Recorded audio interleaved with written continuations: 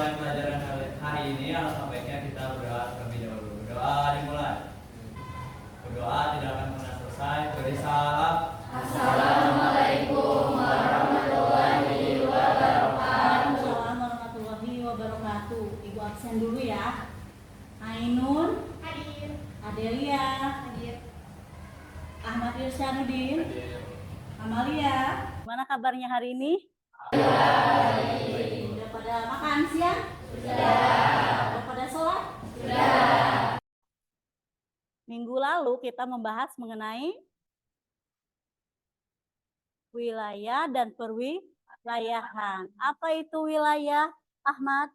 Ini Bu, wilayah itu kayak bagian dari permukaan geografis, dia tuh memiliki karakteristik khusus sama punya batas. Oh, ya. Terima kasih Ahmad. Perwilayahan siapa yang tahu? Oke, Fajrul. Perwilayahan atau regional itu suatu proses penggolongan wilayah atau membagi ruang berdasarkan kriteria tertentu.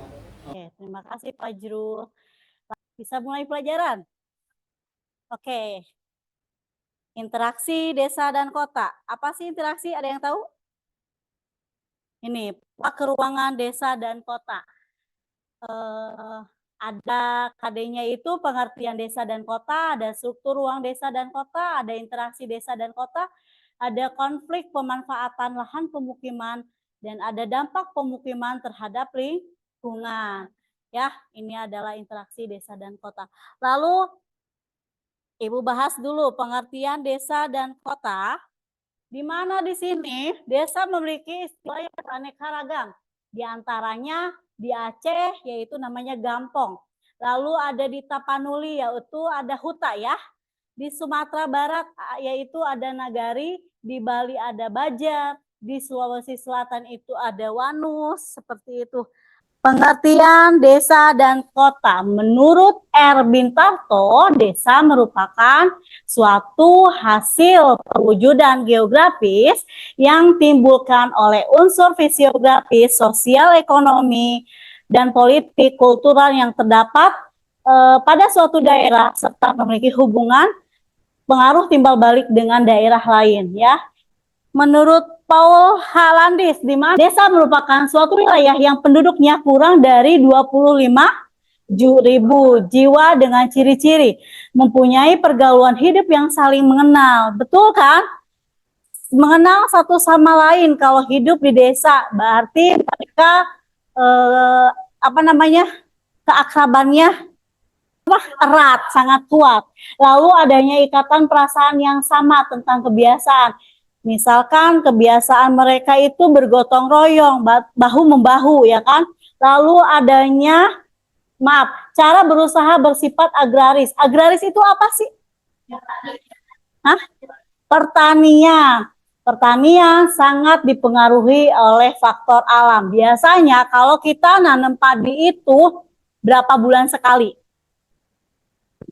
6 bulan sekali baru bisa panen. Kalau hidup di desa seperti itu, sistemnya agraris ya. Agraris itu bercocok tanam.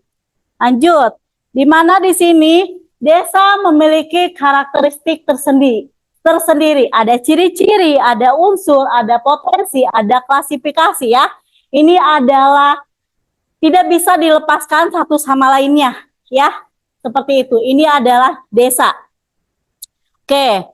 Lanjut, ciri-ciri desa, di mana mata pencaharian penduduk desa itu bersifat agraris, bercocok tanam. Oke, perbandingan lahan dengan jumlah penduduknya itu sangat besar. Hubungan antara warga relatif akrab. Tradisi itu masih kuat. Tradisi, kita bahas tradisi. Apa sih tradisi? Kebiasaan turun-temurun, ya kan, seperti itu. Kebiasaan turun-temurun, contohnya seperti 7 bulanan, yang suka meninggal, tahlilan, terus apa lagi? Akikah, kayaknya. Oke, lanjut lagi. Ada unsur di mana di sini ada daerah penduduk tata kelakuan. Terdapat lahan produktif dan tidak produktif beserta pemanfaatnya, termasuk juga unsur lokasi luas dan batas yang merupakan lingkungan geografis setempat. Oke. Meliputi jumlah penduduknya ya, di mana jumlah penduduk di sini kepadatan, persebaran dan mata pencaharian penduduk desa setempat. Lanjut. Ada apa? Ada ya, berupa pola pergaulan masyarakat, adat istiadat, ikatan kekeluargaan dan juga menyangkut seluk-beluk kehidupan masyarakat. Berarti masih erat kekerabatannya seperti itu ya. Oke. Lalu ada potensi fisik sama potensi non fisik. Di mana potensi fisik yaitu berupa tanah, berupa air, iklim, terus ternak, manusia ya. Kalau misalkan dihilangkan salah satu di antara mereka bisa hidup. Tidak ada ya. Oke, lanjut. Potensi fisik dan non-fisik.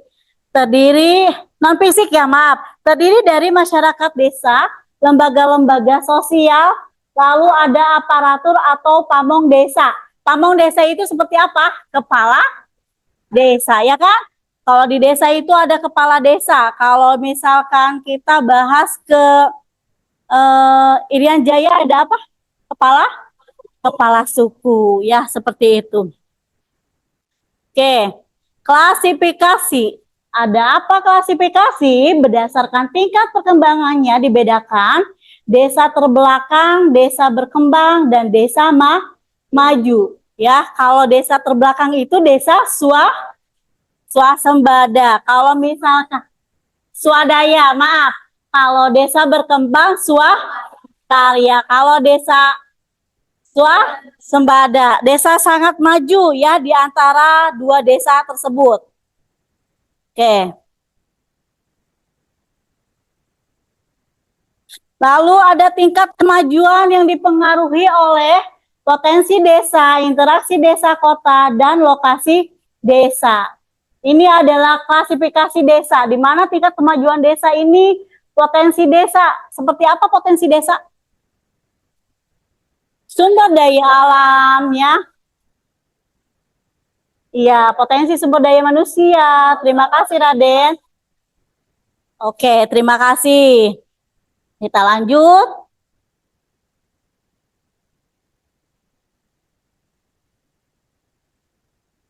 Klasifikasi berdasarkan tingkat pembangunan dan kemampuan mengembangkan potensi yang dimiliki yaitu tadi desa swadaya, swakarya, dan desa swasembada. Masih bahas desa. Sekarang berarti udah kok. Oke, kalian tinggal di kota apa di desa? Kota apa desa? Kota, wah. Kabupaten. Kalau saya di desa ya. Sesuai namanya, desi kan desa. Oke, kita masuk ke kota ya, jalan-jalan ke kota. Kota adalah membentang budaya yang timbul oleh unsur alami dan non-alami dengan gejala pemusatan penduduk yang cukup besar dengan corak kehidupan yang bersifat heterogen. Kota adalah membentang budaya yang timbul oleh unsur alami dan non-alami dengan gejala pemusatan penduduk yang cukup besar dengan corak kehidupan yang bersifat heterogen dan materialistis. Kata Bintarto, ya kan? Seperti itu. Terus, ciri-ciri orang kota seperti apa sih? Hedon. Terus? Individualisme. Oke, kota. Gengsi. Individual.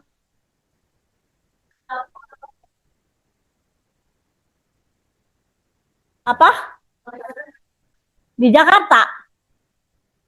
Dalam seluruh tata ruang, kota harus ada lahan, di mana perkantoran, pemukiman, pendidikan, pasar, dan pertokoan.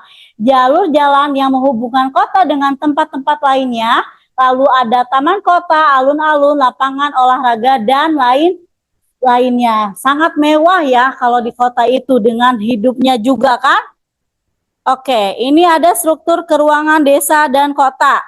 Ada zona pusat daerah kegiatan, zona peralihan, zona pemukiman kelas, proletar, zona pemukiman kelas menengah, lalu ada zona pangraju, seperti itu. Oke, lanjut kembali, ada teori konsentris dan Ernest Wieburges ya, di mana ada ungu itu ada CBD. Apa sih CBD? Central Business District. Yang warna orange itu ada industri, factories ya. Lalu yang hijau ada low class residential. Lalu yang ungu muda medium class residential. Yang kuning high class residential ya.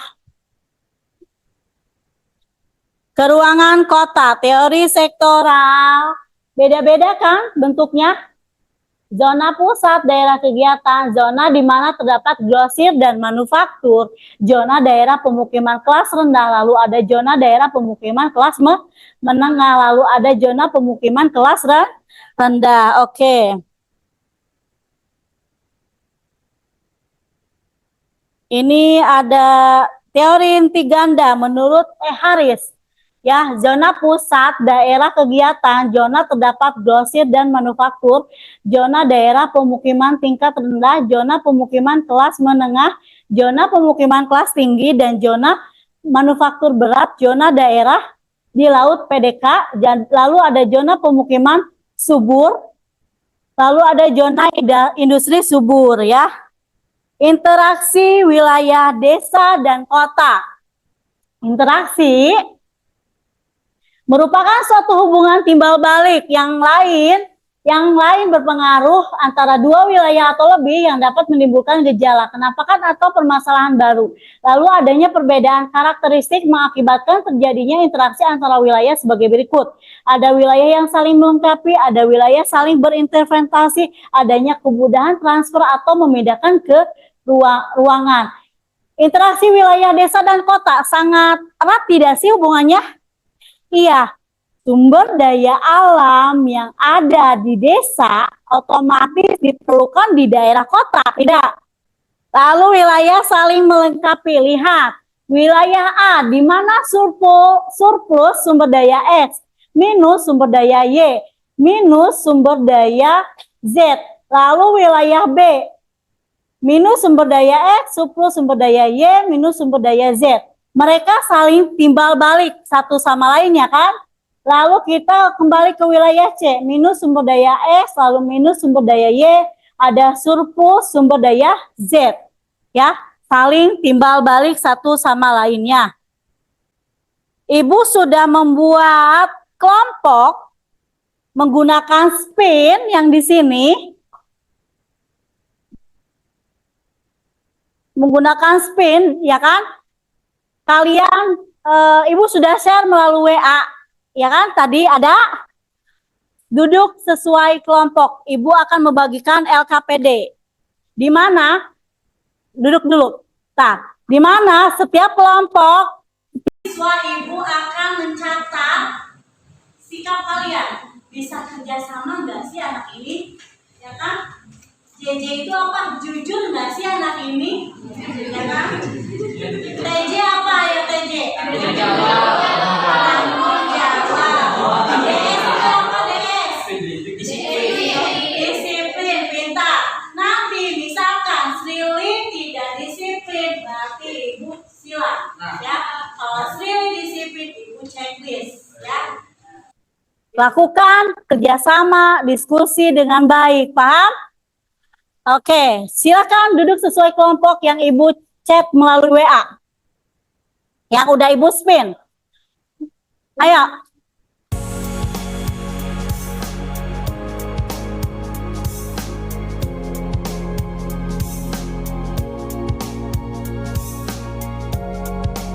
Tulis ya, bebas. Nama orang kalian. Ya.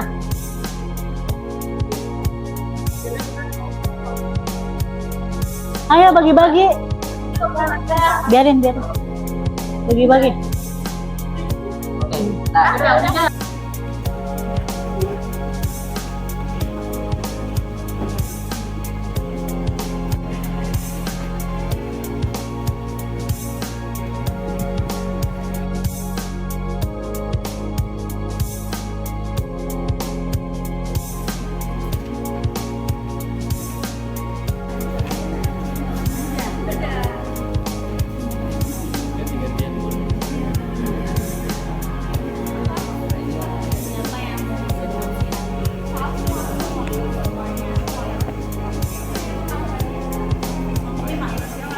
Harus ada komentar dari setiap kelompok, paham?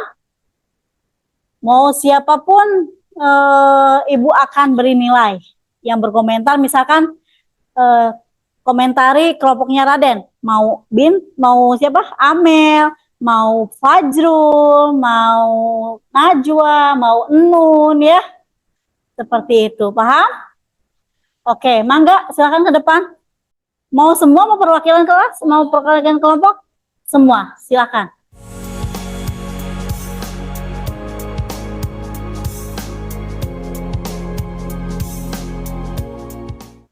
Assalamualaikum warahmatullahi wabarakatuh. Waalaikumsalam warahmatullahi wabarakatuh. Halo teman-teman, selamat siang.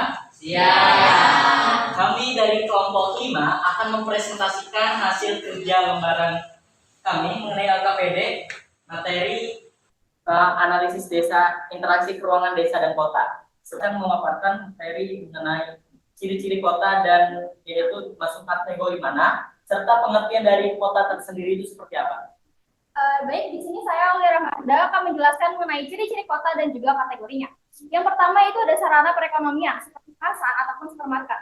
Ini termasuk dalam kategori fisik. Jadi seperti yang kita tahu kan, kalau kota itu dicirikan dengan adanya kayak mall ataupun kayak pasar atau supermarket yang sudah menyediakan berbagai jenis bahan pangan untuk pada masyarakatnya. Jelaskan oleh Ibu Destina, kalau desa itu kan cenderung tempat rekreasinya sedikit, olahraga juga sedikit. Nah, kalau kota tuh berbanding terbalik sama desa, dia tempat rekreasi dan olahraga itu lebih banyak, dan ini termasuk ke dalam kategori fisik. Mungkin seperti itu saja pemaparan dari tugas seperti hari ini, kelompok. Apakah ada yang ingin ditanyakan atau? Kalau nama saya Amal, saya ingin nambahin aja sih. Tadi kan dibilang kalau misalnya adanya kesenjangan sosial, dan kesenjangan sosial itu ada batas-batasnya antara si kaya dan si miskin. Terus katanya itu tuh berpengaruh kepada ekonomi, mungkin bukan ekonomi kali ya, tapi berpengaruh kepada tingkat kriminalitas yang tinggi. Kan tadi belum dijelasin yang itu, tingkat kriminalitas yang tinggi. Terima kasih sama Mangga. Kelompok Raden, saya silakan yang mau menjelaskan. Oke, terima kasih Amal atas tambahan atau revisian dari tadi. Oke, jadi baik, kesimpulan pada presentasi kali ini kita dapat mengetahui bahwanya kota itu bisa dalam dipengertiannya itu ada menurut para ahli, menurut undangnya juga, serta menurut kitanya argumentasi sendiri. Lalu di sini juga ada dijelaskan atau dipaparkan mengenai ciri-ciri dari kota tersendiri dan termasuk ke kategori seperti apa, maupun fisik dan non fisik. Nah, oleh karenanya banyak beberapa ciri-ciri kota yang dapat kita amati dan dapat kita simpulkan seperti yang telah dipaparkan tadi. Dan setelah presentasi dicukupi pada ditutup. Mohon maaf apabila ada kesalahan atau kekurangan dari kami. Untuk selebihnya kami ucapkan terima kasih. Wabillahi Wassalamualaikum warahmatullahi wabarakatuh.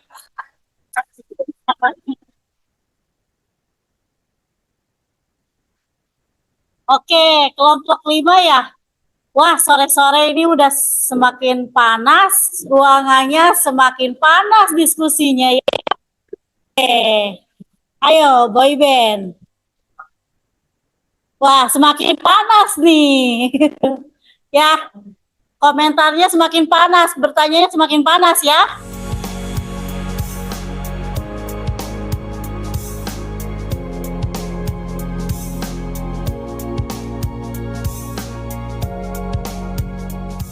Assalamualaikum warahmatullahi wabarakatuh. Kami dari kelompok 1, dari kelompok Wahid, dari kelompok Wan, dari kelompok Hiji ingin mempresentasikan hasil diskusi kami, hasil kerjasama kami tentang di sini adalah tentang tahapan-tahapan perkembangan kota dan juga yang itu apa? Dan juga pertumbuhan kota. Mulai tentang pembahasan yang pertama yaitu tentang perkembangan kota menurut Lewis Mumford. Jadi metropolis itu dia populasinya besar dan juga infrastrukturnya yang kompleks dan juga yang menjadi pusat ekonomi. Jadi metropolis itu dia jumlah populasinya pokoknya padat dan juga pastinya dia itu bergantung kepada industri. Hampir mendominasi penduduknya itu bekerja di bagian industri. Contohnya itu ada di New York City, Amerika Serikat, ada di kota Tokyo di negara Jepang, lalu ada kota London di daerah Inggris atau di negara Inggris, dan juga kota Paris di Prancis.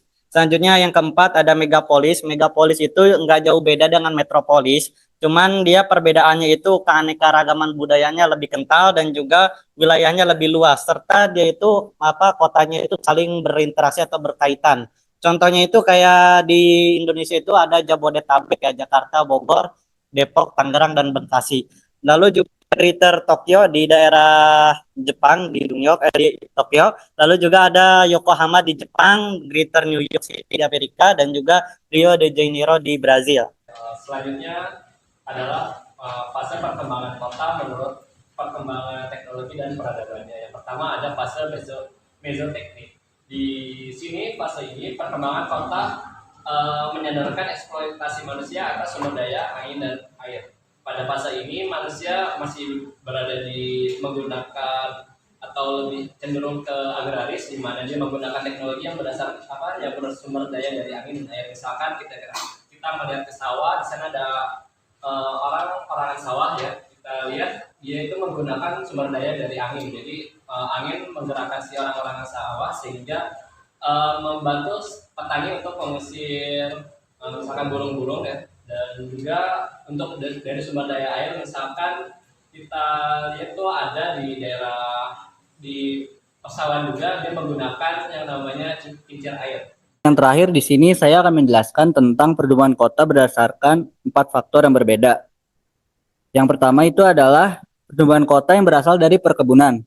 Adalah fenomena di mana kota-kota tumbuh dan berkembang karena adanya aktivitas perkebunan yang signifikan. Contohnya seperti kota Palangkaraya yang terdapat perkebunan kelapa sawit. Kalau perkebunan kelapa sawit itu biasanya si buah sawitnya itu dibeli sama industri-industri atau produser-produser membuat minyak kelapa sawit.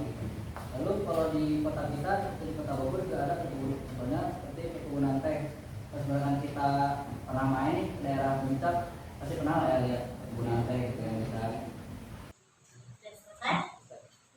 Silakan, ada sesi pertanyaan. Apakah ada yang ingin menanggapi atau bertanya? Menanyakan. Dari Ibu. Terima kasih atas sambutannya. Ya. Saya Raden Hadisopo, izin menanggapi presentasinya sangat bagus. Pemaparan materinya lengkap sehingga dapat dipahami gitu oleh teman-temannya. Bahwanya banyak sekali tempat-tempat dan beserta contoh-contohnya tadi yang telah disebutkan. Jadi menambahkan wawasan baru gitu loh bagi yang memang belum tahu. Seperti saya contohnya tadi ada beberapa atau ternyata lokasi ini tuh seperti ini gitu. Nah itu cukup bagus. Dan mungkin mau bertanya sedikit, kalau misalnya yang tingkat kriminalitas tinggi di Meksiko itu contohnya seperti apa ya? Sebelumnya tadi belum dijelaskan. Terima kasih. Tingkat kriminalitas di Meksiko. Kalau tadi pertanyaan dari Raden untuk tingkat kriminalitas tinggi yang terjadi di Meksiko itu banyak ya, karena tingkat kriminalitas itu berkaitan dengan tindakan kejahatan, termasuk salah satunya kayak jual beli narkoba gitu, terus juga penjualan organ manusia yang ilegal, juga dia kayak kebanyakan masyarakatnya itu kayak judi online dan juga terjadi masnya pencurian.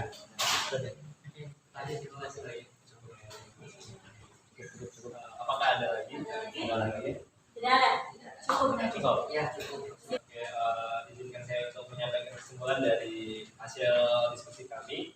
Yang pertama, dari pemaparan materi ini kita dapat mengetahui tentang tahapan perkembangan kota menurut menurut berbagai ahli dan juga pertumbuhan kan daerah kita menjadi daerah yang lebih maju dari sebelumnya. Mungkin itu saja yang dapat kita paparkan pada presentasi kali ini. Wabillahi taufiq wal hidayah. Wassalamualaikum warahmatullahi wabarakatuh. Kita refleksi interaksi desa dan kota ya. Jadi hari ini kita membahas apa? Desa dan kota. Di mana di situ ada desa, desa swadaya, swadaya, kota. Apa kota? Definisi kota? Definisi desa dulu. Definisi desa apa? Masyarakatnya sangat bergantung dengan sumber daya alam. Ya bisa wilayah yang bergantung pada sumber daya alam. Tahu kota? Siapa yang mau jawab? Raden. Kota tuh dia kayak kehidupannya udah jauh dari peradaban desa gitu. Terus mata pencahariannya juga bukan di luar dari di luar dari pertanian gitu atau heterogen. Terus juga ya di luar dari agraris gitu atau heterogen lah. Ya, gitu. Oke. Bisa penduduknya juga banyak. Oke, terima kasih Amal dan Raden. Lalu di mana ada apa yang ibu tulis? Ciri-ciri orang desa dulu ya. Ciri-ciri orang desa. Siapa yang tahu? Seperti apa?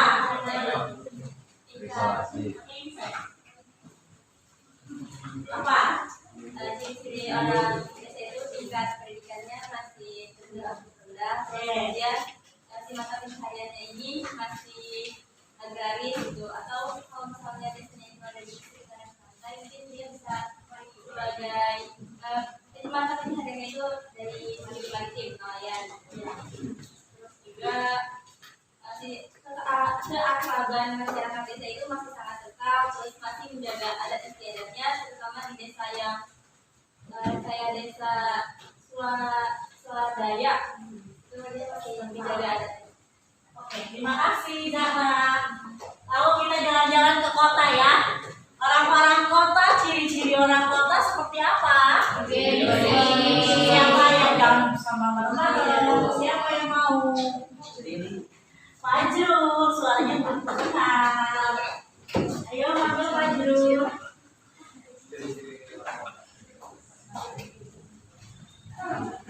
Ciri-ciri orang kota.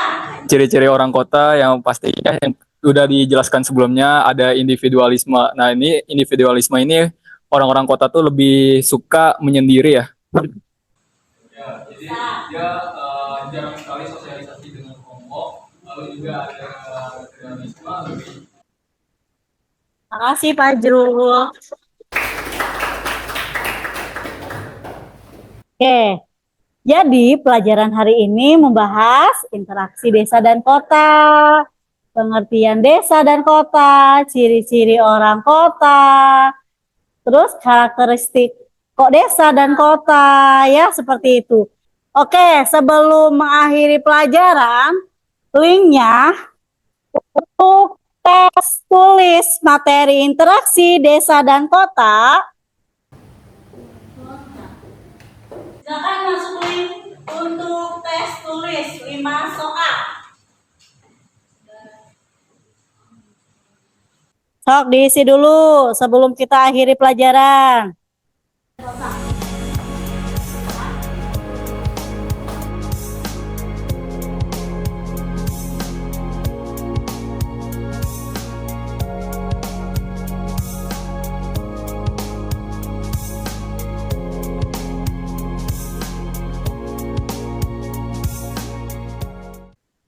Udah, oke. Udah selesai semua? Udah, terima kasih untuk hari ini. Minggu depan kita membahas dampak lingkungan interaksi desa dan kota. Oke. Oke. Yuk, Raden.